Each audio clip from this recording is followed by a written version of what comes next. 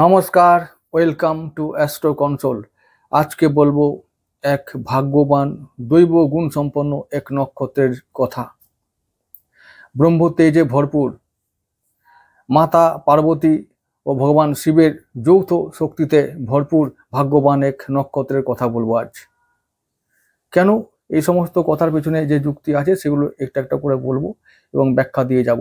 Video বড় হতে পারে, কারণ এটা নক্ষত্র ভিত্তিক একটা ভিডিও। শুধুমাত্র সেই সমস্ত মানুষেরাই দেখবে যাদের নক্ষত্র ভরণী এবং মেষ রাশি।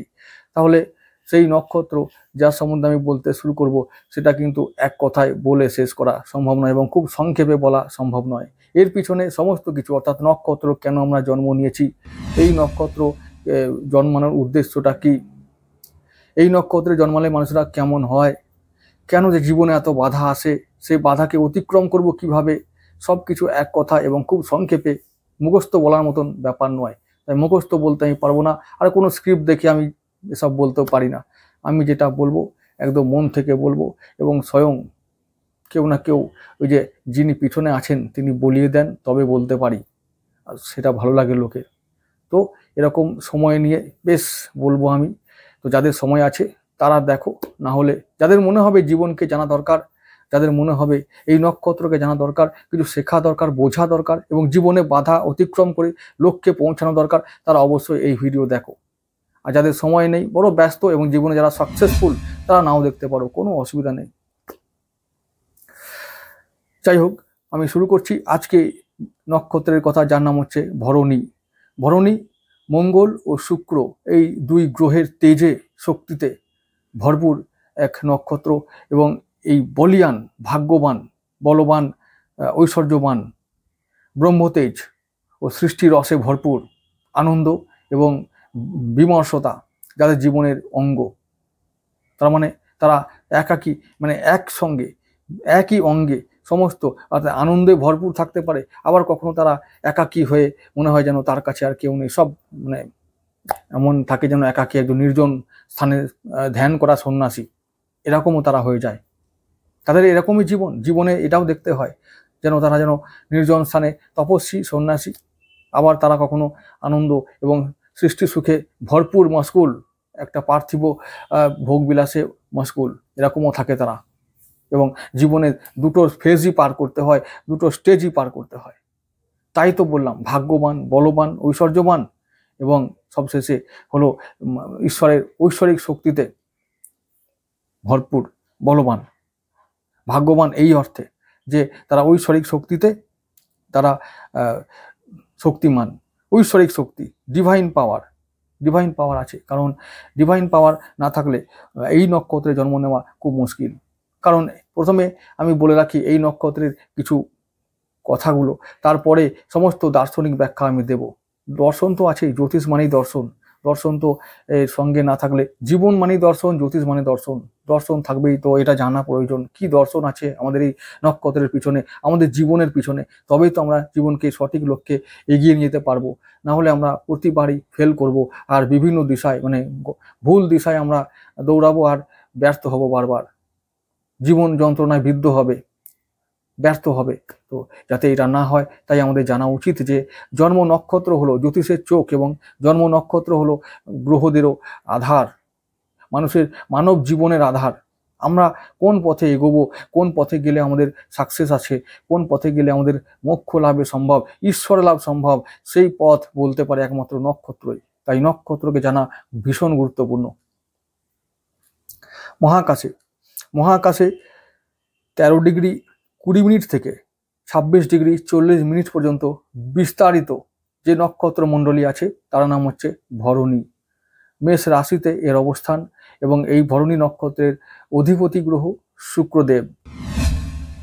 আর মেষ রাশিতে যেহেতু তার অবস্থান, তাই এই রাশির যে অধিপতি মঙ্গল, তারও এনার্জি ওর মধ্যে বর্তমান। মঙ্গল ও শুক্রকে একসঙ্গে আমরা কল্পনা করি। মঙ্গলকে আমরা পুরুষ শক্তি, যা ভগবান শিব রূপে কল্পনা করি, আর শুক্রকে আমরা মাতা পার্বতী বা স্ত্রী শক্তি বা নারী শক্তি হিসাবে কল্পনা করি। তাই এই নক্ষত্রের মধ্যে শিব ও শক্তির যৌথ শক্তি আছে। তাই এরা ভাগ্যবান, এবং তাই বলবান, তাই ঐশ্বর্যবান। এদের মধ্যে শক্তি আছে, এদের মধ্যে যে শক্তি ভক্তি সমস্ত কিছু, ভক্তি তো আছেই, তার সঙ্গে ঐশ্বর্য। অনেকে বলবে আরে কই আমার ভাগ্যে তো কিছুই হচ্ছে না। খুঁজতে হবে তো, সঠিক পথে যেতে হবে তো, বুঝতে হবে তো যে কে আমার, কার কাছে গেলে আমি পাবো আমার জীবনের মন্ত্র, আমার জীবনের উদ্দেশ্য, সেইটাই তো আমরা জানি না, জানতে হবে। আজকে সেইগুলোই বলবো, আজকে সেসব নিয়ে আলোচনা করব। একটু একটু লম্বা হবে, কারণ এগুলো বলতে গেলে এক কথায় বললে হবে না, আর মুখস্থ বলার মতো করে বললেও হবে না। দেখে দেখে বলবো, মুখস্থ বলবো, এই কথা বললে তো আর এই সমস্ত কিছু বোঝানো যায় না। অন্তত অন্তত দর্শনকে বা এর পিছনে যে সমস্ত ঐশ্বরিক শক্তি বা শক্তির কথা আছে সেগুলো তো বলা সম্ভব নয়। তো এই জন্যই বলবো, আমি সব কিছুই বলবো, যেগুলো জানা প্রয়োজন সেগুলো সব কিছুই বলবো। একটা মানুষ যে নক্ষত্রে জন্ম নিয়েছে সে কি ব্যবসা করবে, সে কি পেশা অবলম্বন করবে, সে কি কর্ম করবে, সে কোন পথে গিয়ে তার লক্ষ্য অর্জন করবে, লক্ষ্য পূরণ করবে, ইচ্ছা পূরণ করবে, ঐশ্বর্য লাভ করবে, বল বীর্য লাভ করবে, আমি সব বলবো। শুক্র বীর্যের কারক আর মঙ্গল বলের কারক। তো বল ও বীর্য এ সমার্থক, তোমাদের জীবনের অঙ্গ এটা। আর যদি না হয় তাহলে জানবে কোথাও না কোথাও তোমার জীবনে একটা কোথাও সেই গ্যাপ আছে বা সমস্যা হচ্ছে, যার জন্য তুমি এই বল বীর্যের কারক হওয়া সত্ত্বেও, কারক নক্ষত্রে জন্ম নেওয়া সত্ত্বেও তুমি বল বীর্যের সন্ধান পাচ্ছ না মানে হলো যে কোথাও কোথাও সমস্যা হচ্ছেই। সেই এনার্জিটাকে তুমি তার সঙ্গে কানেক্ট করতে পারছো না নিজেকে, সেই এনার্জির সঙ্গে বা শক্তির সঙ্গে তার আশীর্বাদ পাচ্ছ না, সে তার সঙ্গে জুড়তে হবে। ভরণী যার অধিপতি শুক্রদেব, তার ইষ্ট দেবতা এবং দেবী হলেন আমাদের শিব পার্বতী। তো তাকে তাকে নিয়ে চলতে হবে, তার এনার্জিকে নিয়ে চলতে হবে। এবং সব থেকে ভালো হবে যদি আমার জন্ম নক্ষত্র ভরণী হয়, তাহলে বলবো যে ঐশ্বর্য প্রাপ্তি করতে গেলে মা লক্ষ্মী, আর যদি সর্বশক্তি ঐশ্বর্য ভাগ্য বল সব কিছু চাই, তাহলে মাতা ভুবনেশ্বরীকে আমরা পুজো করব। মাতা ভুবনেশ্বরীর আমরা কবচ পাঠ করব। কবচ পাঠ সব জায়গাতেই পাওয়া যায়, এখন ইন্টারনেটে সার্চ করলেই পাওয়া যাবে। তো কবচ পাঠ আমরা যদি রোজ করি, তাহলে আমরা অবশ্যই এই নক্ষত্রে যে সুফল সেগুলো আমরা পাবোই। এবং তার সঙ্গে যা আমাদের দেবতা, নক্ষত্রের যে দেবতা, তার সঙ্গে আমরা কানেক্ট করতে পারবো। এমনিতেই এই নক্ষত্রের দেবতাকে যমরাজ বলা হয়। তো যমরাজ তার জীবনের সঙ্গে এই নক্ষত্রের জীবনের অনেকটা মেলে। আমি সেটার ব্যাখ্যা বা সেটার কথা আমি শোনাচ্ছি একটু পরেই। তো তার আগে বলে রাখি আরো কিছু কথা। এই যে নক্ষত্র, তার কিছু বৃক্ষ আছে, একটি নয় কিছু বৃক্ষ আছে, সেই বৃক্ষগুলোর সঙ্গেও তোমাদের জীবনের সম্পর্ক আছে, আমি সেগুলো বলে যাব। সেটা হলো, বৃক্ষটি হলো কলা ও আমলকি। আচ্ছা, এরপরে বলবো এই নক্ষত্রের যোনি হলো হাতি, পুরুষ হাতি। এই হাতির সঙ্গে তোমাদের জীবনের সম্পর্ক আছে। হাতির মতন তোমাদের বল, হাতির মতন বীর্য, হাতির মতন শক্তি আছে, হাতির মতন কি আছে মেমোরি, স্মৃতিশক্তি, যা তোমাদের বল হিসাবে, সম্পদ হিসাবে কাজ করে। তো হাতি মতন দয়ালু এবং স্নেহশীল জীব বা জন্তু খুব কম আছে। তো এই হাতি যেমন দয়ালু তেমন স্নেহশীল, খুব এরা একদম শান্ত স্বভাবের, নিজের ছন্দে চলা, নিজের ধ্যানে মগ্ন থাকা এবং নিজের কর্মে অটুট থাকা, এই যে এরকম একটা জীব হাতি। তো এত প্রিয় একটা সুন্দর একটা জীব, সেই রকমই গুণ তোমাদের মধ্যেও আছে।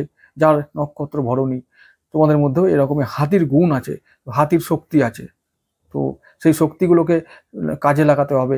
একটা ব্যাপার হলো, আমি বলছি, যেমন হাতি বুঝতে পারে না যে আমার শক্তি কতটা, আমার অ্যাকচুয়ালি শক্তিটা কতটা, ঠিক তেমনই তোমরাও বুঝতে পারো না যে তোমাদের মধ্যে শক্তি কতটা এবং তোমার এনার্জি ঠিক কোন জায়গায় গিয়ে পৌঁছালে বা কার সঙ্গে কানেক্ট করলে তোমাদের জীবনে সঠিক উন্নতি হবে, তোমরা বুঝতে পারো না। কিন্তু তোমাদের মধ্যে বলছি, এই বল আর বীর্য সমার্থক তোমাদের সঙ্গে সঙ্গে ঘোরে, কিন্তু হয়তো সেই হাতির মতনই ট্র্যাজেডি যে তোমরা বুঝতে পারো না কোথায় গেলে পাবো সেই শক্তিকে। এটা বুঝতে হবে এবং বোঝানোর জন্যই আজ আমি এসেছি এই বিষয়ে বলতে। তো শুনতে হবে, শুনলে ভালো লাগবে। আচ্ছা, এই নক্ষত্রের পদ আছে, পা। তো চতুষ্পদ প্রাণী, কীট যদি বলতে হয় তাহলে চতুষ্পদ। আচ্ছা, কীট যদি বলি তো এরা চতুষ্পদ হয়। এরকম পদ অনেকগুলো আছে, প্রতিটি নক্ষত্রের পদ আছে। হ্যাঁ, তো এরকমই চতুষ্পদ প্রাণী বা প্রাণীর করে, কারকতা বহন করে। বর্ণ কি আছে? ক্ষত্রিয়। গণ নরগণ। আর অধিপতি গ্রহ বলেছি শুক্র, কিন্তু এখানে আরেকটা কথা বলে রাখা ভালো, ভরণী হলো রাহুর জন্ম নক্ষত্র, ঠিক আছে। তো রাহুর জন্ম নক্ষত্র হবার জন্য রাহুরও একটা মানে কিছু বৈশিষ্ট্য এই নক্ষত্রের মধ্যে পাওয়া যাবে। এই নক্ষত্রের সব থেকে ইম্পর্টেন্ট বিষয় হলো প্রতীক যে চিহ্ন, সেটা হলো যোনি মুখ বা জরায়ু মুখ। আর রাহু নিজেই জরায়ু, নিজেই সেই শক্তির কারক। তো রাহু মানে হলো স্ত্রী বা স্ত্রী জাতীয় কিছু। তাই এই নক্ষত্রের মানুষেরা যদি কোনো স্ত্রী দেবতার বা দেবীর পুজো করে, বিশেষ করে উগ্র দেবীর পুজো করে, তাহলে সে আরো বেশি কি হবে, সাকসেসফুল হবে। উগ্র দেবীর পুজো করা তার থেকে, তবে আমি বলবো সংসারে থাকাকালীন কোনো উগ্র দেবীর পুজো করা আমি বলবো যে খুব একটা ভালো হবে না। তো তার জন্য সেজন্যই বলবো যে অবশ্যই মা লক্ষ্মী এবং মাতা ভুবনেশ্বরীর কথা বলেছি, সেটা সব থেকে বেশি এফেক্টিভ হবে এবং সর্বশক্তি মানে সব কিছু পাওয়া যাবে, সর্ব মনস্কামনা পূর্ণ হবে, সব কিছু পাওয়া যাবে। তো এই জন্য মাতা ভুবনেশ্বরী হলো তোমাদের আসল বা ইষ্ট দেবী। রাহুর কথা আমি পরে বলছি, শেষ বেলায় বলবো, কারণ রাহু এই যে জন্ম নক্ষত্র হয়েছে না, রাহুর ব্যাপারে বলতে গেলে এই নক্ষত্রের ব্যাপারে আবার রাহুর ব্যাপারে বলতে যাব, সম্পর্ক গভীর আছে। আর এই সম্পর্কটা বুঝতে পারলেই কিন্তু আমরা জীবনের রহস্য ভেদ করতে পারবো। কিন্তু এই দুটো যদি এখনই মেলাতে যাই তাহলে তোমরা বোর হবে আর বুঝতে পারবে না, স্কিপ করে চলে যাবে। তো আমি এইটা এখন নয়, পরে বলবো, ভিডিওর একেবারে শেষে বলবো, খুব সংক্ষেপে বলবো। তাহলে কি বলবো, রাহুর সঙ্গে এর একটা গভীর সম্পর্ক আছে, সেটা তোমরা যদি বুঝতে পারো জীবনের উদ্দেশ্য তালা চাবি খুলে দেবে, জীবনের তালাটাই খুলে ফেলতে পারবে, এটা একদম গ্যারান্টি দিয়ে বলতে পারি। তো সেটা আমি পরে বলবো। নারী হচ্ছে মধ্য নারী, পশু বলেছি পুরুষ হাতি, আর পুরুষার্থ অর্থ। আমাদের পুরুষার্থ কটা আছে? 4টে পুরুষার্থ আছে, ধর্ম, অর্থ, কাম আর মোক্ষ। তাহলে এই নক্ষত্রের পুরুষার্থ কি? অর্থ। অর্থ অর্থকে মানে অ্যাচিভ করা, অর্জন করা, অর্থকে লাভ করা, অর্থকে ভোগ করা, এই নক্ষত্রের উদ্দেশ্য, এই নক্ষত্রের কাজ, অর্থকে ভোগ করতে হবে। আর ভরণী মানে হলো যে ভরণ করা, ভরণ পোষণ করা, পালন করা, লালন পালন করা। এবারে যে এই নক্ষত্রের মানুষদের কি করতে হয়, জীবনের প্রথম দিকটাই এরকমই হয় যে সে হয়তো বড় সন্তান হবে, বড় ভাই হবে, তার উপরে দায়িত্ব পড়বে, সংসারের সমস্ত দায়িত্ব তার উপরে পড়বে। তো এরকমই একটা আমাদের নক্ষত্র হলো, সংসারের দায়িত্ব তার উপরে পড়বে, সংসারকে লালন পালন করা, ভরণ পোষণ করার দায়িত্ব তার উপরে হঠাৎ করেই পড়ে যাবে। সে চিনতেই পারবে না বা ভার বহন করার মতন যোগ্য হয়ে উঠবে না তখনও, কিন্তু সেই সময় তবুও সংসার তাকে দায়িত্ব চাপিয়ে দেবে। এই হলো ভরণী নক্ষত্র। আর এই নক্ষত্রর যে বললাম জরায়ু মুখ বা যোনি মুখ, চিহ্নটা কি? যোনি মুখ। যোনি মুখ কি করে? সৃষ্টি করে এবং যার কোনো যোনি মুখ, যা কিনা আমি বলবো যে মা শক্তির কারক, মা ভগবতীর কারক। তো সেই মা ভগবতী বা শক্তি, যার কোনো আদি নেই, অন্ত নেই, যার শেষ নেই। তো এই সৃষ্টি আমরা করব, কিন্তু যদি সৃষ্টি করতে করতে যদি সেই সৃষ্টির মধ্যে আমরা মশগুল হয়ে পড়ি, তাহলে কিন্তু জীবনে সব কিছু হারিয়ে ফেলবো আমরা, জীবনের উদ্দেশ্যটাকেই হারিয়ে ফেলবো এবং উদ্দেশ্য থেকে আমরা বিচ্যুত হয়ে আমরা লক্ষ্যভ্রষ্ট হব। এর পিছনে কারণ আছে, আমি সব একটা একটা করে বলছি কেন এই কথাগুলো বললাম। তবে এটা বলে রাখি, না হলে আমি আবার পরে ভুলে যেতে পারি। কেন এই কথা বললাম যে সৃষ্টি করাটা এদের কাছে ছেলে খেলার মতো, যেহেতু শুক্রের গুণ আছে এর মধ্যে। এই নক্ষত্রের মানুষেরা হয় সৃষ্টিশীল, সমস্ত রকমের যা কিছু ক্রিয়েটিভিটি আছে এই জগতে, এই সমস্ত কিছু সৃষ্টি কারক হচ্ছে এই নক্ষত্র। এবং এই নক্ষত্রের মানুষের কাছে নতুন কোনো কিছু সৃষ্টি করাটা ছেলে খেলার মতো নয়, একেবারে ছেলে খেলা, খেলতে খেলতে নতুন কিছু সৃষ্টি করে ফেলে, এমনই ক্রিয়েটিভ এরা। ছবি আঁকা, গান বাজনা, এগুলো তো ছেলে খেলা, চাইলেই পারে, তার থেকে বড় কিছু করতে পারে, এত ক্রিয়েটিভ মাইন্ড। এবং এরা রোবোটিক্স মাইন্ড বলা চলে, এত বুদ্ধি এদের। কেন? মেমোরি পাওয়ার খুব শার্প, যা আগে থেকে শুনে নেয় তো ধরে রাখে, হাতির মতন স্মৃতিশক্তি, মনে রাখতে পারে খুব, এই রকম ব্যাপার। তো এই হাতির এনার্জি আছে, ঠিক আছে। তো ক্ষত্রিয় বর্ণ, মঙ্গলের শক্তি আছে, যোদ্ধার শক্তি আছে, সৃষ্টি করার জন্য এরা যা কিছু করতে পারে। যদি সৃষ্টিতে কেউ আটকায়, কেউ যদি তাদেরকে বাধা দেয়, তাহলে কিন্তু এরা চরম রেগে যাবে। আর রাগ বেশি, যেহেতু মেষ রাশির এনার্জি আছে, রাগ খুব। কেন? ওই যে বললাম, তার কাজ হলো সে মানুষটি এমন হবে না, সে জীবনের একটা লক্ষ্য বেছে নেবে, লক্ষ্য বেছে নিয়ে সেই লক্ষ্যে পৌঁছাবার সে চেষ্টা করবে, পৌঁছানোর জন্য সে চেষ্টা করবে। এরপরে সেই লক্ষ্যে পৌঁছাতে সে তার জন্য যেটা কাজ করার, কিছু যদি সৃষ্টি করতে হয় সৃষ্টি করবে, যদি কিছু ভাঙতে হয় তো ভাঙবে। শিশুর মতন করে সে নিজের জীবনকে ভাঙবে, গড়বে, এক্সপেরিমেন্ট করবে এবং করতে করতে সে এগিয়ে চলবে নিজের লক্ষ্যের দিকে।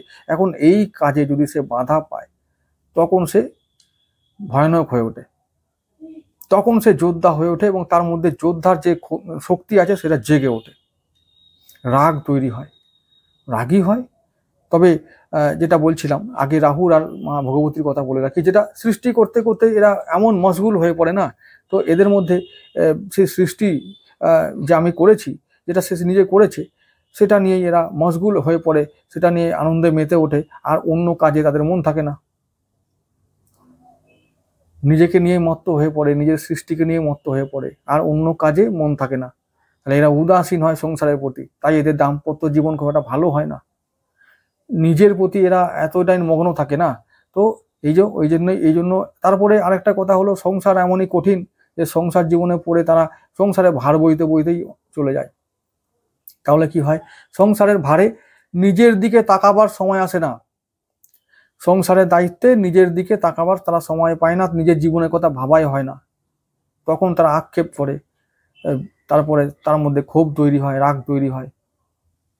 এইরকমই হচ্ছে ভরণী নক্ষত্রের কিছুটা জীবন। তারপরে যেটা বললাম যে ওই যে সৃষ্টি একের পর এক করে যাচ্ছে করতে করতে সে কি হচ্ছে, সে এমনভাবে ওটাই যেন তার কাজ, ওটাই কাজ, আর কোনো কাজ নেই সংসারের প্রতি, আর কোনো তার দায়িত্ব নেই, ক্রিয়েটিভ হয়ে যাচ্ছে, একটা পর একটা সৃষ্টি করে যাচ্ছে, তার লোক শেষ আর হচ্ছে না, তার ইচ্ছা পূরণ হচ্ছে না, যে আরো এর থেকে ভালো চাই, এর থেকে ভালো চাই, এর থেকে ভালো করতে পারবো, এর থেকে ভালো করতে পারবো, এই করে করে জীবনে অর্ধেকটা সময় শেষ করেই ফেলে এবং সংসারের প্রতি উদাসীন হয়ে পড়ে। তার ফলে সংসারে মানুষদের কাছে না হতে পারে প্রিয়, না হতে পারে ভালো, তারপরে কি হয়, দাম্পত্য জীবন গেল, সংসারটাও গেল, এরকম করে করে মানুষগুলো প্রায় অর্ধেকটা সময় কাটিয়ে দেয়। ছোটবেলাটা কিরকম হয়, ছোটবেলাটা হবে এরকম, ওই যে বললাম কি, মানে জরায়ু মুখ মানে কি, ওই যে বললাম যা মানে জনি মুখে কি, মানে সে সৃষ্টি করবে, বললাম আদি নাই অন্ত নাই, সৃষ্টি করেই চলবে, সৃষ্টি করেই চলবে, করেই চলেছে, এরকম ব্যাপার। সে কখন কোথায় সৃষ্টি, তার কোথায় শেষ, ও তার খেয়াল রাখতে পারবে না।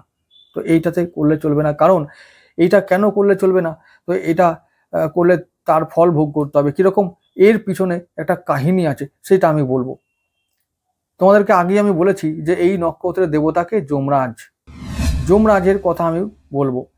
যমরাজ আমরা সবাই জানি, যম মানে মৃত্যুর দেবতা, কিন্তু সেটা তার একমাত্র পরিচয় নয় এবং সেটাই তার সবকিছু নয়, তার পিছনে আরো অনেক কাহিনী আছে, সেগুলোকে জানা সঠিকভাবে প্রয়োজন, তবে আমরা নিজের জীবনটা বুঝতে পারবো তার জীবন দিয়ে কিরকম। আর সেই কথাগুলো নির্মাণই হয়েছে তো আমাদের বোঝানোর জন্য, আমাদের শিক্ষা দেওয়ার জন্য, তাই সেই কথাগুলো জানতে হবে যাতে আমরা জীবনের উদ্দেশ্য বুঝতে পারি। তো সেই কারণে আমি একটা কথার আজকে উল্লেখ করছি, খুব সংক্ষেপে বলবো। তো ভগবান যমরাজ, যা মানে দেবতা, মৃত্যুর দেবতা বলে আমরা জানি, সেই দেবতা তো তিনি মানে প্রথমেই তো তিনি দেবত্ব অর্জন করেননি, তাকেও অনেক সাধনা করতে হয়েছে। তো তিনিও সাধনা করেছেন, তবেই তিনি দেবত্ব অর্জন করেছেন এবং তিনি যমরাজের বা মৃত্যুর লোকের রাজা হয়েছেন বা নরকের রাজা হয়েছেন। তো এরকমই রাজা তো এমনি এমনি কেউ হতে পারে না, বা তাকে কেউ এমনি এমনি সিংহাসনে বসিয়ে দেবে না, তার কোনো গুণ না থাকলে কেউ সিংহাসনে বসাবে না, ওটা একদম শিওর। তো তার যে তিনি রাজা কেন হলেন, তিনি মানে আমাদের তাকে ধর্মরাজা বলা হয়, ধর্মের রাজা কেন হলেন, তিনি ধর্ম লাভ করতে গেলে যে সমস্ত গুণের প্রয়োজন, যেমন অহিংসা, সত্য, অপরিগ্রহ, অচৌর্য, এরকম অনেক কিছু ধর্মের মাপকাঠি আছে, বা রিপু দমন, ষড়রিপু দমন, হিংসাকে জয় করা, মায়া মোহকে ত্যাগ করা, এই রকমই তিনি অনেক কিছু গুণের অধিকারী হয়েছিলেন, তবেই তিনি রাজা হয়েছিলেন যমরাজ, মানে তিনি রাজার সিংহাসনে বসেছিলেন এবং দেবত্ব অর্জন করেছিলেন। অনেক পরীক্ষা দিয়ে এগুলো করতে হয়, সত্যকে জয় করা, হিংসাকে জয় করা, তারপরে ধর্মকে লাভ করা, তারপরে মায়ামোহ ত্যাগ করা। তো এইরকম এগুলো কিন্তু চারটিখানি কথা নয়, আমরা সবাই জানি। এগুলোকে জয় করা বা কোনো কিছুকে এই সমস্ত এই যে মায়া মোহ ত্যাগ করে আমরা দেবত্ব অর্জন করব বা দেবত্বে উন্নীত হব, এটা কিন্তু সোজা কথা তো নয় বন্ধুরা, সবাই জানো তোমরা। তো এই জন্য তাকেও এই কঠিন পরীক্ষার মাধ্যমে গিয়ে এই তার মর্যাদা বা যোগ্যতাকে অর্জন করতে হয়েছিল। যমরাজের যেটা আসল যে পরিচয় সেটা হলো তিনি ভগবান সূর্যদেবের পুত্র, ভগবান সূর্যদেবের পুত্র। আর তার মাতার নাম সন্ধ্যা, দেবী সন্ধ্যা, এবং দেবী সন্ধ্যাও বিশ্বকর্মার কন্যা। তো এই সন্ধ্যা এবং সূর্যের পুত্র যমরাজ ছিলেন। তো যমরাজ যখন জন্ম নেন, তার ছোট বয়স থেকেই তার তেজ, তার শক্তি, তার বল এতই ছিল যে তার প্রতি সবাই আকৃষ্ট হতো।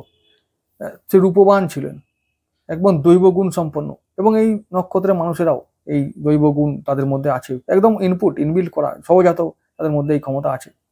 তো তিনি জন্মকালীন সময়ে থেকে শুরু করে যখন তিনি যুবক অবস্থা হলে এলেন, কৈশোরে এলেন, মানে যৌবনে এলেন, তখন তিনি একেবারে যেমন দেবতারা হয় সৌম্য দর্শন, মানে একদম সুন্দর শান্ত সৌম্য দর্শন যুবক হয়ে উঠলেন।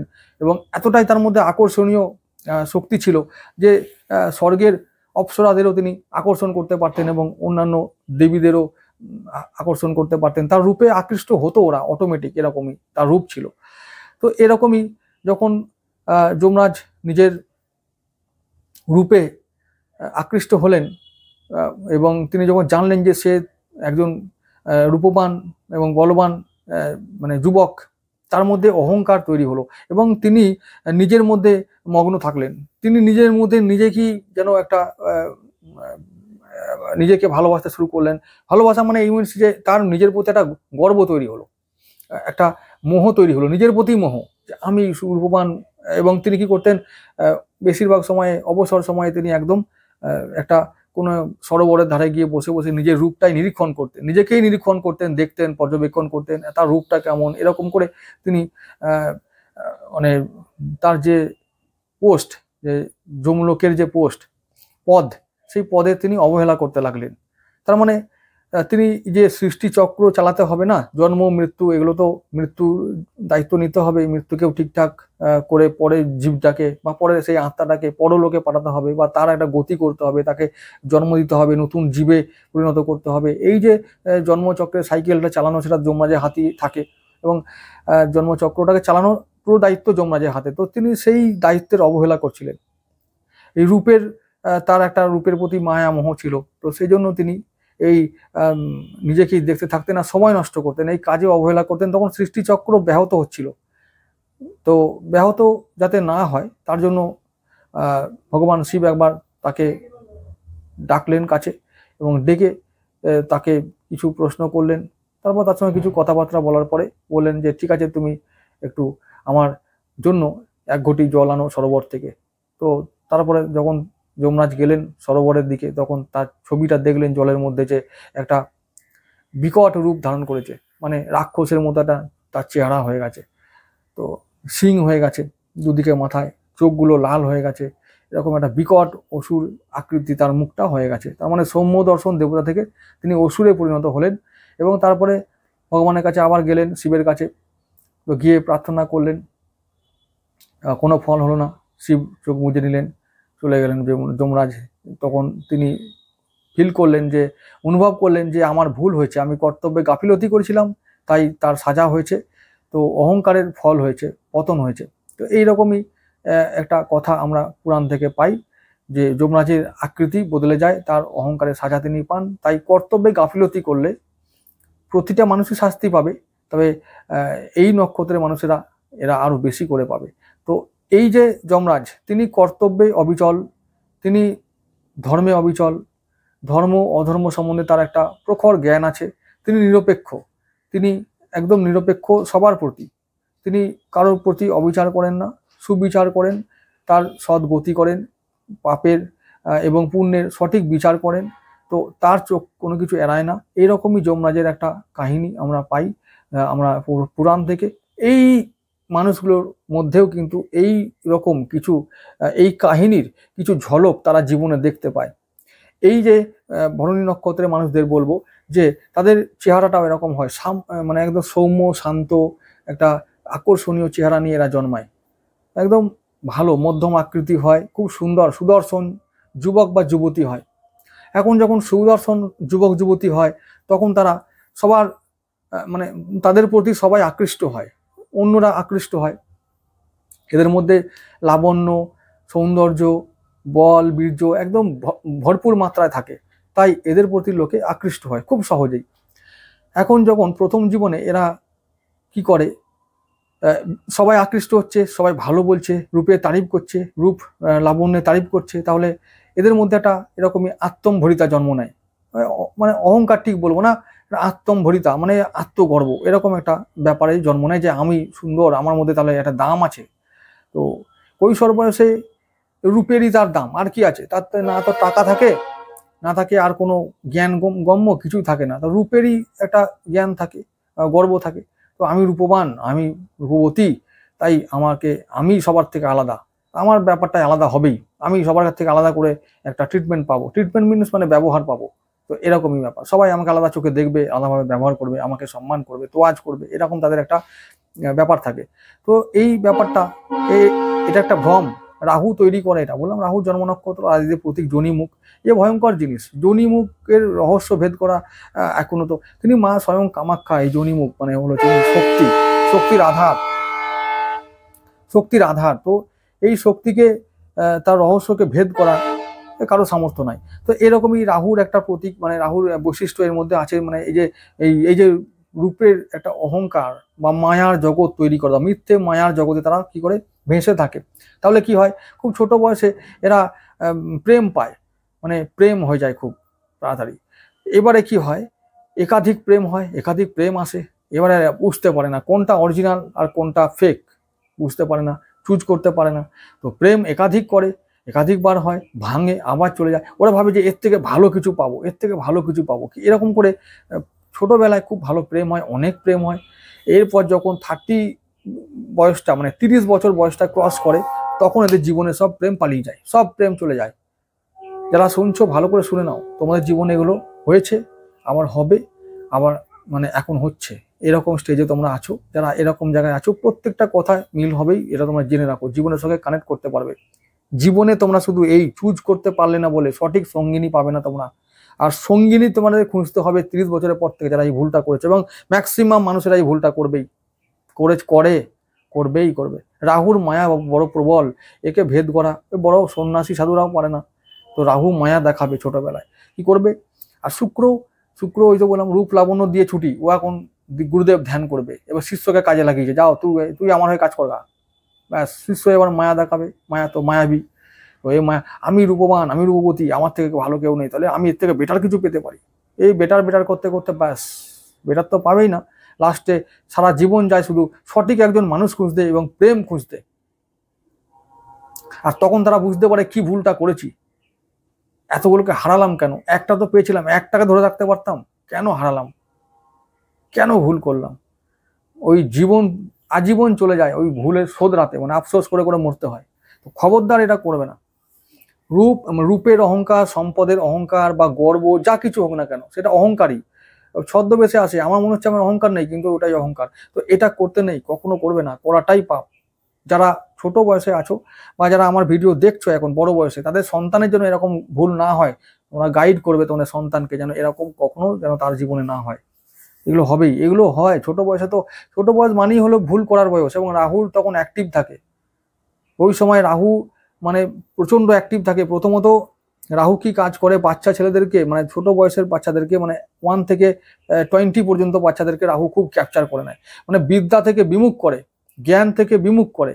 বিদ্যা জ্ঞান যেটা তার সেই বয়সে অর্জন করা দরকার ছিল, সেটা রাহু করতে দেয় না, সহজে করতে দেয় না, অনেক চ্যালেঞ্জ পার করে তবে করতে দেয়। তো যারা এই চ্যালেঞ্জ পার করতে পারে তারাই বিদ্যার্থী হয়, জ্ঞানী হয়, তারাই সম্পদশালী হয়। তো এই জ্ঞান বা বিদ্যা থেকে রাহু বিমুখ করে, মন চঞ্চল করে দেয়, অন্যদিকে মন মানে কি বলে দিকভ্রষ্ট করে। স্বাভাবিক, বাচ্চারা এখন পড়ার থেকে বেশি আলতু ফালতু জিনিসেই মন দিয়েছে, তাই জন্যই রাহুর প্রভাবে। এবং রাহু যত অ্যাক্টিভ হবে কলিযুগে, ততই আরো বেশি তারা চঞ্চল হবে এবং বিদ্যা বিমুখ হবে। আগ্রহী হবে না এর থেকে, এই বিষয়ে আগ্রহী হবে না, কারণ এর মধ্যে কিছু নেই। এখনকার যে বিদ্যা তার সেটাও ভ্রম। এটা আমরা বিদ্যা বলি বটে, এর বিদ্যার কোনো মানে নেই। ঠিক আছে, যে বিদ্যায় ব্রহ্মচর্য শেখানো হয় না, যে বিদ্যায় আমাদের কোনো দর্শন কোনো কিছু নেই, মানে যার মধ্যে কোনো আধ্যাত্মিকতা নেই, সেই বিদ্যার কোনো দামও নেই, এবং সেই জন্য মানুষ ব্যর্থ হয় এবং হবেও আগামী দিনে। মুখ থুবড়ে পড়বে, যার যত ডিগ্রি থাকুক। লিখে নাও তোমরা এই কথাটা। আমি বলছি, যার যত ডিগ্রি থাকুক, যত টাকা কামাক, যত কিছু করে নিক, সেই মানুষ জীবনে তত ভয়ঙ্করভাবে একা থাকবে। আমি বলে দিচ্ছি দেখো কথাটা, ভয়ঙ্করভাবে একা থাকবে, এবং একটা মানুষ খুঁজতে শুরু করবে, তারা হাতড়ে হাতড়ে খুঁজে বেড়াবে, মানুষ কই, আমার মানুষ কথা বলার মানুষ চাই, হাহাকার করে বেড়াবে মানুষ, আমার কথা বলার মানুষ নাই। আগামী দিন এরকম হবে, এবং সবার জন্য হবে, এবং বিশেষ করে ভরণীর জন্য হবে, কারণ ভরণী নক্ষত্রের মানুষরা জীবনে এই ভুলগুলো চরমভাবে করে। তো যাই হোক, এগুলো খবরদার করবে না, আর রাহুর থেকে দূরে থাকো। রাহু, যে আমি বারবার বলছি, যে বিদ্যা তোমরা এখন অর্জন করছো এবং যে রূপ তোমাদের এখন ছোটবেলায় দিয়েছে ভগবান, তা মিথ্যা, তার ভ্রমে বা তার চক্করে একদম পড়বে না। তো নিজের কাজ করো। নিজের কাজ কি? কাজ হলো তোমাদের কাজ সৃষ্টি করা। তোমরা সৃষ্টি করবে জগতের জন্য, জগৎ কল্যাণের জন্য সৃষ্টি করো, জগৎকে দেখাবার জন্য সৃষ্টি করো। তুমি নিজে ওই মধ্যে আত্মহারা থাকবে না। একটা কি করলো, পেন্টিং এখানে জগতের জন্য বসিয়ে দিল, একদম ওই ইয়েতে, প্রদর্শনীতে, গ্যালারিতে বসিয়ে দিল, দেখুক সবাই। আমার জন্য ওটা নয়, আমার হলো এর থেকে বেটার কিছু সৃষ্টি করা, নট বেটার মানুষ খোঁজা। এটা বুঝো, আমাদের উদ্দেশ্য হলো বেটার কিছু সৃষ্টি করা, বেস্ট কিছু দেওয়া। সৃষ্টি করা মানে যেটা জগতের কাজে লাগবে, যেটা আমি তো ক্রিয়েটিভ মানুষ, আমি নন্দন তত্ত্বে ভরা একটা মানুষ। আমি কি করব, মানুষের ভালো লাগাগুলোকে কাজে লাগিয়ে আরো ভালো জিনিস তৈরি করবো, মানুষকে আনন্দ দেব। সুকুমার প্রবৃত্তিতে ভরপুর একটা মানুষ। সুকুমার প্রবৃত্তি কোনগুলো? এই সমস্ত কিছু, এই জিনিসগুলো, ওই যে নাচ, গান, আঁকা, আবৃত্তি, যা কিছু আমরা সমস্ত কিছু, এই সমস্ত প্রবৃত্তিকে বলা হয় সুকুমার প্রবৃত্তি। কিছু এমন বাড়ি তৈরি করব, লোকে তাক লাগিয়ে দেখবে। এটা আমার উদ্দেশ্য নয় যে আমাকে নিয়ে আনন্দে থাকা। এই যমরাজের মতো অভিশপ্ত হবে তোমরা, না হলে সারা জীবন ধরে কাঁদবে যে কি আমার হয়ে গেল, যা আমার হারিয়ে গেল সব। তো এটা খবরদার নয়। তো আমার জীবনের উদ্দেশ্য কি, যে আমি লোকের জন্য সৃষ্টি করব, জগতে আনন্দের জন্য বা জগৎ কল্যাণের জন্য সৃষ্টি করব, আমার জন্য নয়। আমাকে দায়িত্ব দেওয়া হয়েছে, তুমি ভরণীতে কেন এসছো? তুমি এই নক্ষত্রে এসেছো এই জন্য যে তুমি একজন কি আর্টিস্ট, বর্ন আর্টিস্ট, এবং সেই আর্টিস্ট্রি দেখাতে হবে জগৎকে, এবং জগৎকে মশগুল রাখতে হবে। তুমি নাচবে না, তুমি নাচাবে। এটা করো ভাই, এটা জানতে শিখো। আর তুমি যখন নাচবে, তো ব্যাস তোমার পা আগে ভাঙবে, আর ব্যাস তুমি ওইটাই তোমার শেষ নাচ, আর নাচতে পারবে না। এটা মনে রাখো, একদম মিলিয়ে নেবে জীবনের সমস্ত ক্ষেত্রে, এ হবেই। আচ্ছা, এরপরে যেটা বলছিলাম, কি বলবো, যে আমাদের এই যেটা শুক্রের কথা গিয়ে বলছিলাম, সুকুমার প্রবৃত্তির কথা বলছিলাম, শুক্রের কথাগুলোকে বলে রাখি। শুক্র নীতি যারা পড়েছ তারা জানো যে শুক্র হলো যে তিনি অসুরের গুরু বটে, কিন্তু তার মধ্যে যে গুণ এত বেশি, তাকে এমনিতেই গুরুর আসনে রাখা হয়েছে। গুরু কিন্তু সে হতে পারে দৈত্য গুরু, নো প্রবলেম, সেটা অন্য বিষয়। যেমন দৈত্যরা তেমন দেবতারা, সবাই সমান, কেউ ভালো নয়। এটা এই থেকে বেরিয়ে এসো, যে একবারে ভালো সবাই একবারে বাঁচিয়ে দেবে। তোমাকে কেউ বাঁচাবে না, তোমাকে বাঁচাবে তোমার কর্ম।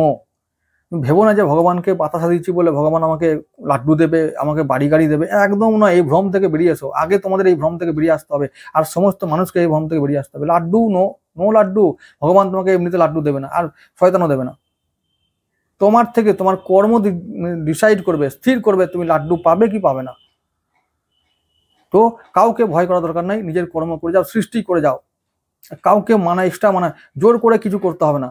ভক্তি নাই, নো প্রবলেম, ভক্তি নাই কি আছে, আরে ঠিক আছে, আমি কাজ করছি, কাজটাই আমার ধর্ম, কাজটাই আমার কর্ম, এক্সট্রা কোনো কিছু করতে হবে না। যদি আসে তো ঠিক আছে, ভেরি গুড, মায়ের জন্য মামা করো, কৃষ্ণ কৃষ্ণ করো, রাধা রাধা করো, নো প্রবলেম। কিন্তু যদি ভক্তি জোর করে না আসে, তোমাদের মধ্যে সহজে আসবে না, ছোটবেলায় আসবে না এগুলো। ছোটবেলায় তোমাদের কাজ হবে কি? ছোটবেলায় কাজ হবে নিজেকে ক্রিয়েটিভ তৈরি করা, এবং নিজেকে আকর্ষণীয় এরকম ভাবে নয়, নিজের শরীরকে আকর্ষণ নয়, তোমার কর্মকে আকর্ষণীয় করে তোলো, তোমার ব্যক্তিত্ব, তোমার চরিত্রকে আকর্ষণীয় করে তোলো, এবং চরিত্র দ্বারা, জ্ঞান ও কর্মের দ্বারা তোমরা আকর্ষণীয় হয়ে ওঠো, তাহলে জগৎ তোমাদের দিকে আকর্ষণীয় এমনিতেই আকৃষ্ট হবে। এবং মনে রাখার মতন কাজ করলে মনে রাখবেও সারা জীবন, এরকমই তোমাদের কাজ, এটাই তোমাদের জীবনের উদ্দেশ্য। আর একটা কথা বলে রাখি, তোমাদের আগের জন্মে কি নক্ষত্র ছিল? পূর্বসারা, সেটাও শুক্রের নক্ষত্র। পূর্বসারা যে আমরা মানে পূর্বসারা যে শুক্রের নক্ষত্র, সেই নক্ষত্রটা কি, যে ওটা হচ্ছে যে কালপুরুষের নবম ভাবের নক্ষত্র, মানে নবম ভাবে থাকা নক্ষত্র। তো ওই শুক্র কি কাজ? ওই শুক্রের কাজ তোমরা হচ্ছে যে সৃষ্টি তোমরা অনেক করেছো, সৃষ্টি তোমরা আগে অনেক সৃষ্টি, যে তোমাদের হচ্ছে যে গুরুদেবের কাছে, যে গুরুদেবের রাশিতে মানে ধনু রাশিতে যে পূর্বসারা নক্ষত্র ছিল, সে সৃষ্টি করার জন্য তোমরা জ্ঞান লাভ অনেক করে ফেলেছো। এবার তোমরা সৃষ্টি করো। তোমাদের পরবর্তী নক্ষত্র কি? ভরণী। সৃষ্টি করো। কি জন্য সৃষ্টি মানুষ কেন করে? এই যে ভগবান আমাদের জন্য অনেক কিছু সৃষ্টি করেছেন, কি জন্য? জীবনকে আরো সহজ করার জন্য এবং সুন্দর করার জন্য। তো আমাদেরও সেই দায়িত্ব নিতে হবে। তবে আমরা কি করব? যখন আমাদের গত জন্মের পূর্ব জন্মের নক্ষত্র কি ছিল? পূর্বসারা। সেটা কি ছিল? সেটাও শুক্রের নক্ষত্র ছিল। তো সেই শুক্রের, সেখানে বৃহস্পতি আর শুক্র দুটো গুরুর এনার্জি ছিল, এবং সেই এনার্জি দিয়ে আমরা কি করেছি? সৃষ্টিকে করার জন্য, সৃষ্টি ক্রিয়েট, কোনো কিছু সৃষ্টি করার জন্য আমরা শক্তি লাভ করেছিলাম। এইবার আমাদের সময় হয়েছে সেই শক্তিকে ব্যবহার করে আমরা সৃষ্টি করব এবং জগৎ কল্যাণ করব। এর বাইরে আমাদের জীবনে আর কোনো উদ্দেশ্য নেই। এরপরে কি হয়? সংসার জীবনে আমাদের চাপে, সংসারের চাপে, সংসারের দায়িত্বে আমরা সেই লক্ষ্য থেকে চ্যুত হই, ভ্রষ্ট হই। তাই আমরা কি হয়? আমরা দুঃখ পাই। আর আমাদের ওপরে যেহেতু আমাদের বলেছি সংসার আমাদের দায়িত্ব দেবে, যেহেতু আমাদের নক্ষত্রের নামই হচ্ছে ভরণী, আমাদের ভরণ করা, পোষণ করা আমাদের কাজ হবে, দায়িত্ব হবে। তাই আমরা কি হয়? ওই চাপে পড়ে আমরা আমাদের জীবনের যে উদ্দেশ্য, আমার মধ্যে একটা যে সত্তা আছে, যেটাকে আমরা সেলফ বলি, সেই সত্তাটা আমরা ভুলে যাই, জন্মের উদ্দেশ্যটা ভুলে যাই। এই যে বললাম, অহংকার করেছি কোনো না কোনোভাবে। কেউ রূপের অহংকার করবে, কেউ কাজের অহংকার করবে, কেউ বলবে আমার থেকে ভালো কেউ শিল্পী নয়, মনে মনে ভাববে সে। তো তখনই তার পতন শুরু হবে। তো খবরদার, এটা একদম করবে না। এরপরে বলছি, যদি এরা পেশায় কিছু থাকে, এদের যদি কোনো পেশা থাকে, তাহলে পেশা হলো মানে ফটোগ্রাফি, স্টুডিও তৈরি করা, কোনো কিছু বললাম, নাচ গান আঁকা, তো এগুলো হবেই। তার সঙ্গে বললাম শুক্রজনিত যে সমস্ত কাজ আছে, শুক্রের কাজ মানে নান্দনিক কাজ, শিল্পীর কাজ, যত রকমের আছে এই পৃথিবীতে, সমস্ত কাজ তোমাদের জন্য সুটেবল। এই মানুষগুলোর ব্যক্তিত্ব কেমন হয় সংক্ষেপে একটু বলে রাখছি। আমি বলেছি যে আগেই যে জীবনের সুখ খোঁজা, ইন্দ্রিয় সুখে ভরপুর একজন মানে ব্যক্তিত্ব হবে, মানে খুব রসিক হবে, রস খোঁজা, সুখ খোঁজা, ভোগ করা এদের জীবনের উদ্দেশ্য হবে, এবং এরা চাইবে এগুলো করতে। কিন্তু জীবনের মাঝ বরাবর গিয়ে এরা এগুলো, যত মাঝ বরাবর যাবে তত এগুলো হারিয়ে ফেলবে, হারাতে এরা খুব এইগুলো পারে এরা।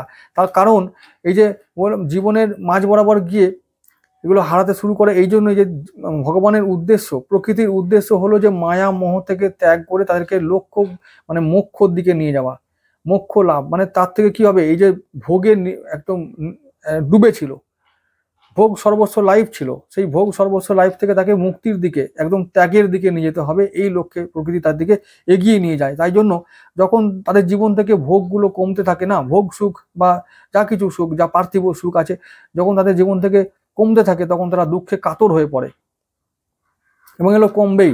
তবে কি একটা কথা বলবো, যে এদের সুখ হয়, সুখ যে সারা জীবনে হবে না তা নয়, পার্থিব সুখ। এদের জীবনের উদ্দেশ্যই হলো অর্থকে অর্জন করা, কিন্তু অর্থকে সর্বস্ব মনে করা এদের জীবনের উদ্দেশ্য হওয়া উচিত নয়। কারণ একজন শিল্পী সে আঁকবে, সে গাইবে, কিন্তু শুধু অর্থ উপার্জন করার জন্য শুধু যে গান সে যদি গায়, তাহলে কি হবে?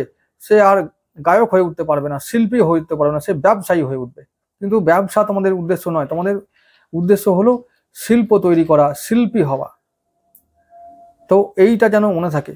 তাহলে অর্থ হতে পারে আমি গান গেয়ে অর্থ পাবো, এটা একটা আমার কি করবো, আমার খাবার জন্য করতে হবে, কিন্তু গানটা গাইবো মন থেকে, যেন গানটা পুরো জগৎ মন দিয়ে শোনে। তো আমার কাজটাই হবে এরকম, যাই কাজ করি না কেন আমি গান গাইবো এমনি বলছি না। আমি যদি একজন শিক্ষক হই, যদি আমি ডাক্তার হই, তো শিক্ষকের মতো কাজ করবে, এমন শিক্ষক হব যে সবাই আমার শিক্ষিত হবে এবং ভালোভাবে শিক্ষিত হবে, তারাও একদম দিকপাল হয়ে উঠবে। ডাক্তার এমন চিকিৎসা করবো যেন সে যেন সুস্থ হয় এবং সারা জীবনে যেন তার এই রোগ আর না ফিরে আসে, এরকম একটা চিকিৎসক হয়ে উঠবো। এরকমই আমাদের উদ্দেশ্য হওয়া উচিত এই নক্ষত্রের মানুষদের। সমস্ত বিষয়ে একটা মানে এই নক্ষত্রের মানুষদের কি হয় না, শার্প মাইন্ড একদম, মানে তীক্ষ্ণ মন, তীক্ষ্ণ বুদ্ধি। এই তীক্ষ্ণ মন দিয়ে কি করতে হবে, যে কোনো বিষয়ে সিদ্ধান্তে আসতে হয় মানে খুব তাড়াতাড়ি, এবং নিতে হবে। যখন তারা পারে না, ফেঁসে যায় মায়া মোহের মধ্যে এবং দায়িত্ব কর্তব্যের মধ্যে, এরা সিদ্ধান্ত নিতে পারে না কোন কাজটা তার জন্য ইম্পর্টেন্ট, কোন পথটা তার জন্য ইম্পর্টেন্ট, এরা বুঝতে পারলেও নিতে পারে না, সিদ্ধান্ত নিতে পারে না। মাঝে মাঝে এরকমও তাদের মধ্যে একটা বিড়ম্বনা জীবনে আসে বা জীবনের বিভিন্ন সময় আসে। তো এটা করলে হবে না, তোমাদেরকে কি করতে হবে, সিদ্ধান্ত নিতে হবে যে আমার জন্য কোনটা সব থেকে সুটেবল, আমার মন কোন দিকে চায়। আবেগ বা কোনো রকমের এক্সট্রা বার্ডেন যদি আমাকে সমাজ দেয় বা সংসার দেয়, আমি সেটাকে ইগনোর করব। কারণ আমাকে ইগনোর করতে হবে, কারণ আমি শুধু আমার জন্য আসিনি বা আমার ওই আশেপাশের যারা আমার জন্য নির্ভরশীল তাদের জন্য আসিনি, আমাকে আসতে হয়েছে জগতের জন্য, জগতের কল্যাণের জন্য আসতে হয়েছে। যদি মনে হয় যে আমার সৃষ্টিটা আরও 5টা মানুষের উপকার করতে পারে, তো সেই সৃষ্টিটাকে আমাকে কন্টিনিউ করতে হবে। তার জন্য যদি মনে হয় যে সংসারে আর 5টা মানুষকে ত্যাগ করতে হবে, তো ত্যাগ করতে হবে। এটাই একজন শিল্পীর কাজ, ঠিক আছে? এটা মনে রাখতে হবে, শিল্পীর কাজ হলো জগৎ কল্যাণের জন্য সৃষ্টি করা। এবং তাদের, আমি কি বললাম ভালো করে বুঝতে হবে, আমার সংসারে 5 জন মেম্বার, তারা আমার উপর নির্ভরশীল, ভেরি গুড, নির্ভরশীল, যতটুকু হয় ততটুকু আমি দিয়ে দেবো, তারপরে বাকিটা আমি ফ্রি। আমার এটা কর্তব্য হবে, এটাই হবে জীবনের উদ্দেশ্য। ফ্রি মানে ফ্রি টাইমে আমি বাকি সবার জন্য ভাববো, নট 5 জন, 50 জন, 500 জনের জন্য ভাববো। আর যদি 5 জনের জন্য ফেঁসে থাকো ভাই, ওই 5 জন তোমার জীবন নিয়ে নেবে, এটা মনে রেখো, লিখে নাও, ওই জীবন শেষ তোমার, আর কিছু হবে না, ওই 5 জনই তোমার একদম শেষ, এই কথাটা মনে রেখো। তো মাঝে মাঝে তোমাদের আত্মকেন্দ্রিক হতে হবে, আর রাহু আর শুক্র এটাকে তোমাদের করাবে, আর এই কাজে মঙ্গল সাহায্য করবে। তবেই তো তোমাদের রাগ হবে, যোদ্ধার মতন শক্তি হবে। শক্তি কখন প্রয়োগ করতে হবে, শক্তি প্রয়োগ করতে হবে যখন তোমাকে এই সৃষ্টির কাজে, যখন মানুষ বা সংসার যখন তোমাকে আটকাবে, যখন তোমাকে বাধা দেবে, তখন তোমার শক্তি ব্যবহার করতে হবে, মঙ্গলের সেই শক্তি ব্যবহার করতে হবে।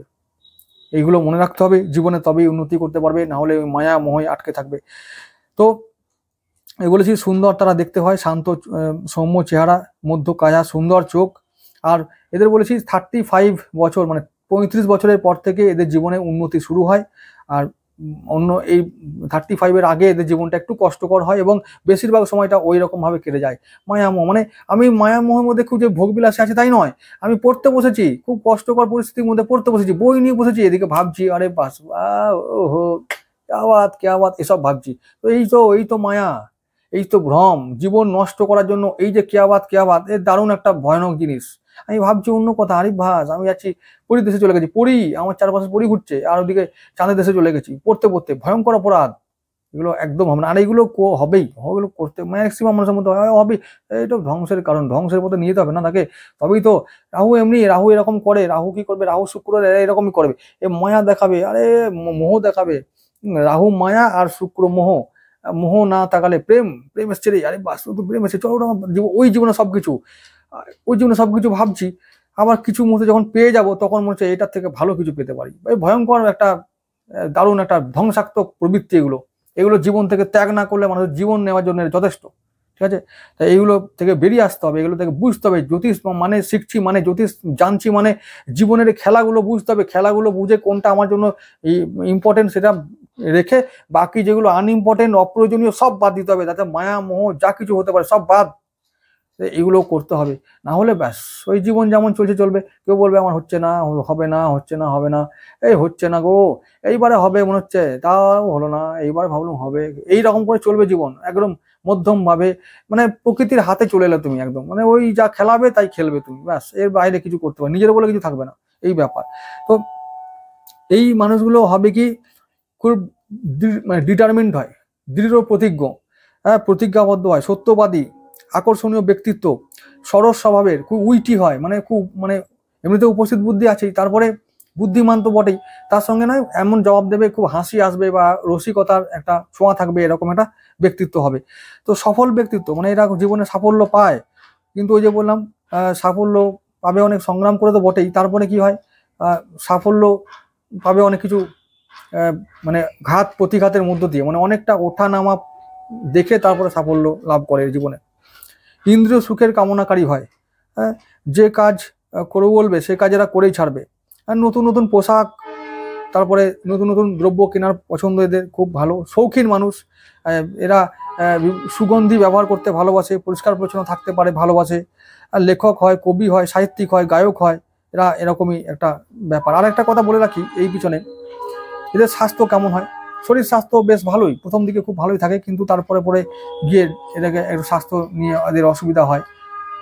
বিশেষ করে শুক্র ঘটিত রোগ এবং মানে মঙ্গল শুক্রর ফলে, ক্লাস হওয়ার ফলে বা দ্বন্দ্ব হওয়ার ফলে যে রোগগুলো তৈরি হয়, যেমন কারোর রক্ত সুগার হয়ে গেল, মানে সুগার হয়ে গেল, প্রেশার হয়ে গেল, ব্লাড প্রেশার হয়ে গেল, প্রস্টেটের সমস্যা হয়ে গেল, এরকম অনেক শুক্র ঘটিত আরো অনেক সমস্যা হয়, যেগুলোকে আমরা যৌনাঙ্গের সমস্যা বা গুপ্তাঙ্গের সমস্যা বলি বা গুপ্ত রোগ বলি, সেই সমস্ত সমস্যা এগুলো হয়ে যায়, এগুলো সমস্যা। আচ্ছা, যেটা বলছিলাম আমি বৃক্ষের কথাটা একটু বলছি পরে, তার আগে এই কথাগুলো বলে রাখি। জীবনে যত সমস্যা আসুক, জীবনে যতই সমস্যা আসুক, এরা সমাধান করতে সিদ্ধহস্ত, সমাধান করবেই, বাঁ হাতের খেলা এদের, কোনো ব্যাপার না। কিন্তু একটা কথা তখন সমস্যা এদের দাঁড়ায় যে ওই যে মানে এদেরকে বলছি বারবার, আমি রিকোয়েস্ট করছি, তোমাদের হচ্ছে শার্প মাইন্ডেড, মনটা না, মনোসংযোগ নষ্ট হচ্ছে। এই যে আওয়াজটা দেখতে পাচ্ছেন, এই আওয়াজটা শোনা যাচ্ছে তো, এই আওয়াজটা খুব ক্ষতিকর, মনোসংযোগ নষ্ট করে। কিছু করার নেই, এটাই আমাদের দেশ, কিছু করার নেই। আমাদের দেশ, আমাদের পরিবেশ এইরকমই। মানে তোমার কাছে বাঁশি আছে মানে তুমি বাজাও, বাঁশি আছে মানে বাজাও, কারণ অকারণ দেখা দরকার নাই, এই হচ্ছে ব্যাপার। মানে এরা হচ্ছে যে শিক্ষিত ড্রাইভার, এরা ট্রেনের হর্ন, তোমরা বুঝতে পারছো তো, ট্রেনের হর্ন বাজায় কারা? ড্রাইভাররা, ট্রেনের ড্রাইভার, তারা লেখাপড়া শেখা শিক্ষিত একজন, তো বাঁশি বাজাচ্ছে, সে বাঁশি আছে বাজিয়ে যাচ্ছে, সে জানে না, সে তার কিন্তু সে জানে যে এটা পলিউশন হচ্ছে, নয়েজ পলিউশন হয়, সবার ক্ষতি হয়, অনেকের অসুবিধা হয়, তারা ওরা জানে না, জানা দরকার মনে করে না, কারণ আমার তো হয়ে যাচ্ছে, আমি সরকারি কর্মচারী, আমার তো হয়ে গেছে, মার বাঁশি বাজা, বাঁশি সবার দে পিছনে বাঁশি, এই আমাদের দেশ পরিবেশ, এটা এইরকম হয়। তো এইরকম লোকের প্রবৃত্তি বা এরকম এই প্রবৃত্তি দিন দিন বাড়বে, আরো বাড়ছে, আরো কারোর কথা কেউ ভাববে না, আর এটাই চলবে আরো, এবং চলে, এটা চলে, এটা জগতের নিয়ম। বিশেষ করে এই সমস্ত দেশে যাদের, এই ভারতবর্ষে কোনো নিয়ম নাই, মানে এই ড্রাইভার হয়ে গেল, শিক্ষিত ড্রাইভার, এখন নাগরিক সম্বন্ধে, নাগরিক সচেতনতা বা নাগরিক বুদ্ধি এদের মধ্যে নাই। কর্তব্য যে 5টা লোকের সমস্যা হতে পারে, বাঁশি বাজাতে হবে, পিক করে বাজিয়ে দাও, চলে গেল রেল, মানে ট্রাক ক্লিয়ার, আমি চলে যাব। কিন্তু ওরা কি করে, করে বাজিয়ে রেখে দেয়। এই যে এই বাজিয়ে রাখা, এই যে কত বড় বাজে মানে ব্যাপার, ব্যবহার, এগুলো। অনেকে আবার বলে যে ট্রেনের বাঁশি বাজানো খুব নিয়ম, আরে বাঁশি বাজানোর নিয়ম, কিন্তু এইভাবে বাজিয়ে রাখাটা কোথায় লেখা আছে ভাই? এই যে টিপে ধরে থাকা, করে, এই যে একবার দিল ঠিক আছে, কিন্তু এটা করবে না, ওরা ওই করে বাজিয়ে রেখে দেবে। কি বলবো, বলার কিছু নেই। অনেকেই বলে এগুলো, কি করব। এই আওয়াজটা যতই আমি সাউন্ড প্রুফ ব্যবহার করি না কেন স্টুডিওতে, এই আওয়াজকে রোকা খুব মুশকিল। তাই হোক, একটু অসুবিধা হচ্ছে, একটু আপনারা মানিয়ে নিন, এটা আমি রিকোয়েস্ট করব, ঠিক আছে? আচ্ছা, এবারে বলবো যে যদি কুসঙ্গে পড়ে, এই মানুষেরা, এই নক্ষত্রের মানুষেরা যদি কুসঙ্গে পড়ে, যদি ছেলেবেলায় কুসঙ্গে পড়ে বা যদি মধ্য বয়সেও যদি কুসঙ্গে পড়ে, জীবন শেষ, কুসঙ্গ একবারে করা যাবে না। আমি পেশা সম্বন্ধে একটু বলে রাখি, এই মানুষেরা পুলিশ হবে, আর্মি হবে, মানে আমাদের আর্মি বলতে কি, যাকে আমি সেনাবাহিনীর কথা বলছি, পুলিশ, সেনাবাহিনী, কাস্টম হবে, হ্যাঁ, নার্সারির কাজ করতে পারে, ইভেন্ট ম্যানেজার হতে পারে, তন্ত্র সাধনা এবং তন্ত্র জগতে যত রকমের উগ্র সাধনা আছে, সব সাধনা বা অন্যান্য যা সাধনা আছে সেগুলো সব করতে পারে, এগুলোতে খুব এরা সাকসেসফুল হয় এবং খুব উন্নতি করে। ললিত কলা, যেগুলোকে আমি সুকুমার প্রবৃত্তি বলি, ললিত কলা, নৃত্য, গীত, ভাস্কর্য, স্থাপত্য, আঁকা, অভিনয়, এগুলো হচ্ছে যে এগুলো করলে খুব ভালো হয়। আর এই যে এই নক্ষত্রের লিঙ্গটা কি স্ত্রীলিঙ্গ, এই জন্য এদের মধ্যে স্নেহ আছে, মায়া মমতা আছে, কেয়ারিং নেচার আছে, তো এই জন্য এরা ভালো প্রেমিক হয়ে ওঠে। যারা যদি এরা খুব মানে যদি এরা ম্যাচিওর বয়সে যদি প্রেমিক হয় না, খুব কেয়ারিং হয়, খুব মানে এদের মধ্যে একটা মাদার ফিলিংস আছে, মাদারের মতন, মায়ের মতন স্নেহ প্রবণ একটা মন আছে, স্নেহশীল মন আছে একটা, এই জন্য ভালো প্রেমিক হয়ে ওঠে। কিন্তু এরা প্রেম হারিয়ে ফেলে এই যে শুধুমাত্র হারিয়ে ফেলার কারণই হচ্ছে যে এই যে বললাম ওই নিজের প্রতি একটা আরো বেটার কিছু করতে করতে ব্যাস চক করে শেষ হয়ে যায়। তো হারিয়ে ফেললে চলবে না, এগুলোতে বুঝতে হবে কেন আমার মধ্যে এইসব এই যে আরো বেটার কিছু মানে কি? তুমি কি কোনো বস্তু খুঁজতে যাচ্ছ নাকি? প্রেম কি কোনো বা কোনো মানুষ কি কোনো বস্তু? মানুষ, প্রেম, ভালোবাসা এগুলো তো মনের সঙ্গে মনের মিল। আরো ভালো মন চাই তোমার, আরো ভালো শরীর চাই তোমার, তো এটা তো অপরাধ। তো অপরাধ শাস্তি তোমার পেতেই হবে, আর তোমাকে ঈশ্বর দেবেই যদি এটা তুমি যদি এটা করতে চাও। তো এগুলো যদি এগুলো করেছো মানে তোমাকে সারা জীবন ধরে এটা ভোগ করতে হবে, শাস্তি পেতেই হবে। ভালো কিছু মানে কি? ভালো আরো মানুষ। পৃথিবীর সমস্ত জীবই নিজের গুণে, নিজস্ব গুণে ভরপুর এবং তারা অদ্বিতীয়। প্রতিটা মানুষ, প্রতিটা জীব তার গুণে গুণ সম্পন্ন এবং তাদের মধ্যে ঐশ্বরিক শক্তি আছে, ঐশ্বরিক গুণ আছে। এই যে হাতির কথা বললাম, হাতির গুণ তোমাদের মধ্যে আছে। হাতির যে গুণগুলো আছে এগুলো চারটিখানি গুণ নয়, দারুণ গুণ। এই গুণগুলো ঈশ্বর না দিলে এগুলো আসে না এবং সেই গুণগুলো সঠিক গুণ হয় না। তো এইরকম ব্যাপার। তো এই আমি যেটা বলছিলাম যে আরো গুণ, আরো ভালো মন, আরো ভালো শরীর, আরো ভালো রূপ, খবরদার এগুলো করো না, জীবন শেষ হয়ে যাবে একদম। তো তত্ত্ব, এই নক্ষত্রের তত্ত্ব কি? পৃথিবী তত্ত্ব। পৃথিবী মানে হলো যে পৃথিবীর মতো ধারণ ক্ষমতা। পৃথিবী কি করে? পৃথিবী যত রকমের যা ভার আছে সব সহন করে। যত অনাচার হয় তার বুকে সহ্য করে, সে কিছু তার করার ক্ষমতা নাই। সে হচ্ছে যে হলো যে দেখে যাবে চুপচাপ, কিছু করার ক্ষমতা নেই, সে সহ্য করবে আর ভার বহন করবে। তো এই তত্ত্ব তোমাদের নক্ষত্রে থাকার দরুন তোমাদের কি করতে হবে? তোমাদের মধ্যেও এটা হয় কি আমি সব দেখছি বুঝছি, কিছু করতে পারছি না, অবস্থা এরকমই, চারপাশের অবস্থা এরকমই হয়ে দাঁড়ায়। জীবনের ক্ষেত্রে এটা হয়, সংসারের ক্ষেত্রে এগুলো হয়। সমস্ত মানুষকে দেখছি যে ভুল করছে, কিছু করার নেই, এরকম ব্যাপার। তো পৃথিবী তত্ত্ব হলে কি একটা সমস্যা হয় যে রোগে ভরপুর হয়, শরীরে রোগে ভর্তি থাকে। রোগ খুব সমস্যা তৈরি করে, রোগ আমাদের সাফল্যের পথে বাধা সৃষ্টি করে। তা রোগকে কন্ট্রোল করতে হবে, শরীরের প্রতি অবশ্য যত্ন নিতে হবে। সেজন্যই আমি বলেছিলাম বৃক্ষের কথা। বৃক্ষ কথা বলবো যে আমলকি আর ওদিকে আমাদের যে কলা, এই দুটোই, যে আমাদের আমলকি গাছ, আমলকি ফল বা আমলা ফল আর কলা, দুটোই কিন্তু মানে দারুণ ঔষধি গুণে ভরপুর ফল। ঔষধি গুণে ভরপুর এরকম ফল হলো আমাদের এই কলা আর আমাদের আমলকি। কারণ কলা এনার্জি দেয় খুব, খেতেও সুমিষ্ট।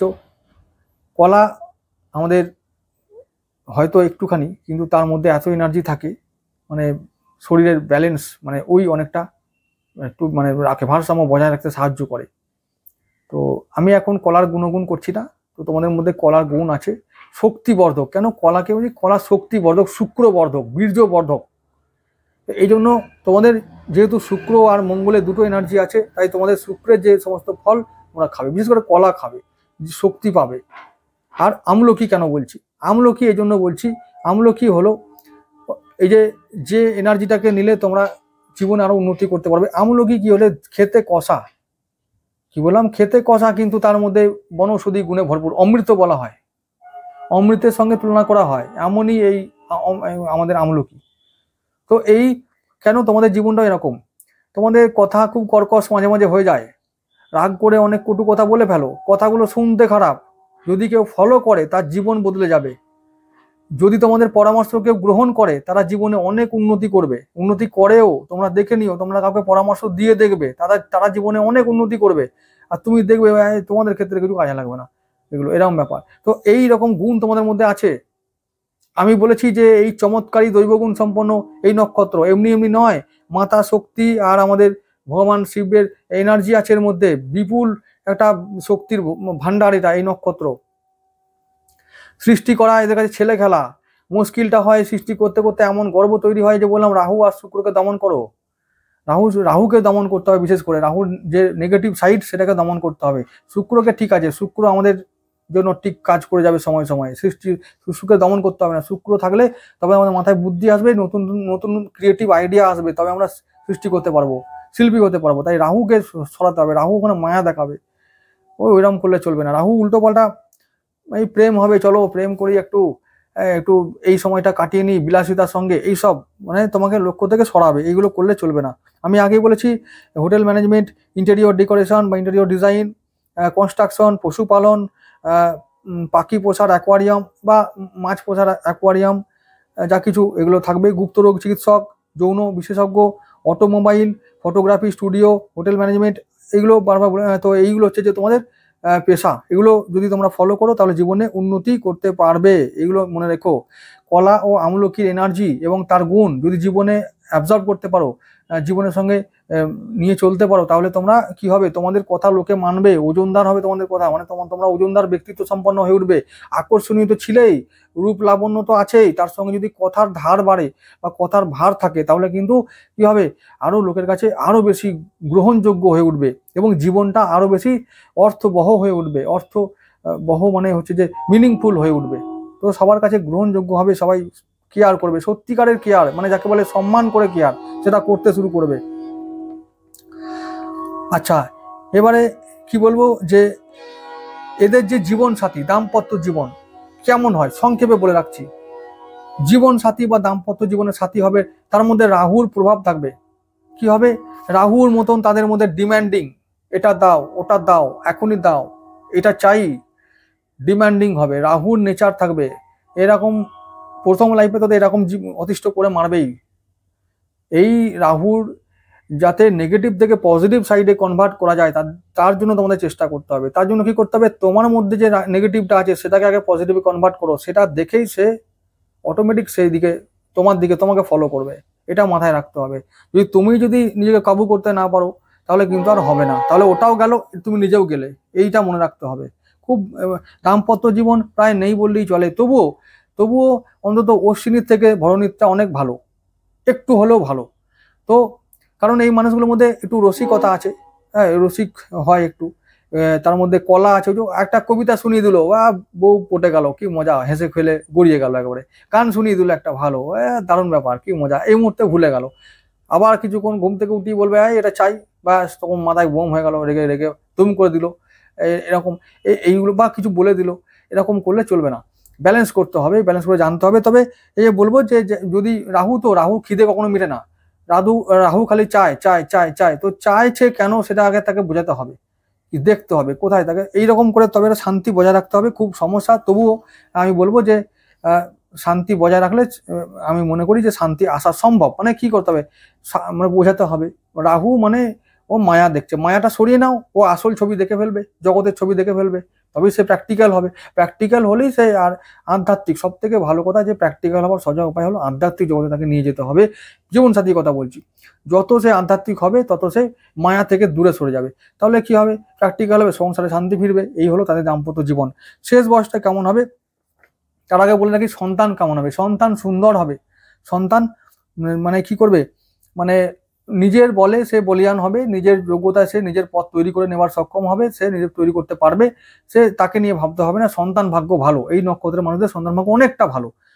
আচ্ছা, এরপরে বলবো যে মানে যে পার্টনার বা জীবনসাথী কথা বলছি, সে সমর্থন করবে সর্বকাজে, কিন্তু ওই ডিমান্ডিং হওয়ার জন্য এতটাই ডিমান্ড বেড়ে যায় বা ডিমান্ডিং হয় যে খিটখিটে হয়ে যায় তারা, এবং তার ফলে দাম্পত্য জীবনে একটু অশান্তি হয় এবং তার প্রভাবটা পড়ে। তাই জন্য বলবো যে এই দিকে কেয়ারফুল থাকা দরকার। আর শেষ বয়সে কি হয়, শেষ বয়সে খুব ভ্রমণ প্রিয় হয়, রসিক তো ছিলই আগে, ভ্রমণ করা এদের তো একটা জীবনের অঙ্গই। কারণ এই যে বললাম, কোনো কিছু ক্রিয়েট করতে গেলে, সৃষ্টি করতে গেলে, গান লিখতে গেলে, কিছু লিখতে গেলে, যদি গল্প লিখি, কোনো সাহিত্যিক হই, তাহলে ভ্রমণ করতে হবে। যদি ফটোগ্রাফি করতে যাই তাহলে সেখানেও আমাকে ভ্রমণ করতে হবে। তো এইরকমই আমাদের জীবন, মানে আমাদের ভরণীর জীবন, যে ভ্রমণ করবে, ভ্রমণ থাকবে, রস থাকবে জীবনে, সৃষ্টি থাকবে, এগুলো জীবনের একটা অঙ্গই, এগুলোকে পাঠ মনে করেই এগোতে হবে। আর 42 বছরের পরে সম্পূর্ণ একটা আকর্ষণীয় ব্যক্তিত্ব হয়ে সবার সামনে নিজেকে পেশ করে। তো 42 বছরের পরটা খুব ইম্পর্টেন্ট। আমি এই 42 বছর নিয়ে একটা ভিডিও সমস্ত রাশি লগ্নের জন্য দেব, কেন 42 এজটা সবার জন্য ইম্পর্টেন্ট।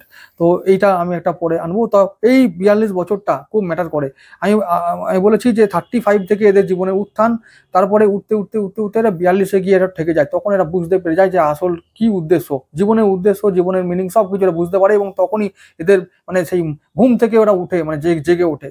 তারপরে এরা এমনভাবে কাজে লেগে যায় তাদের জীবনটা এবার উন্নতির শিখরে ওঠে। এইরকম তো শেষ বয়সটা বেশ ভালোই কাটে।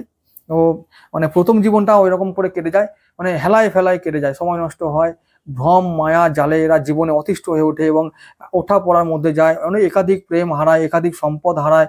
তো এরকম 42 পর্যন্ত এরা খুব এরকম আপ ডাউন দেখবে, বিভিন্ন মানুষকে হারাবে, স্বজন হারাবে, প্রিয়জনকে হারাবে, শোক, এরকম দুঃখ, এরকম কিছুতে, বা সংসারের ভার প্রয়োজন এসবের ভারে জরাজীর্ণ হয়ে থাকবে।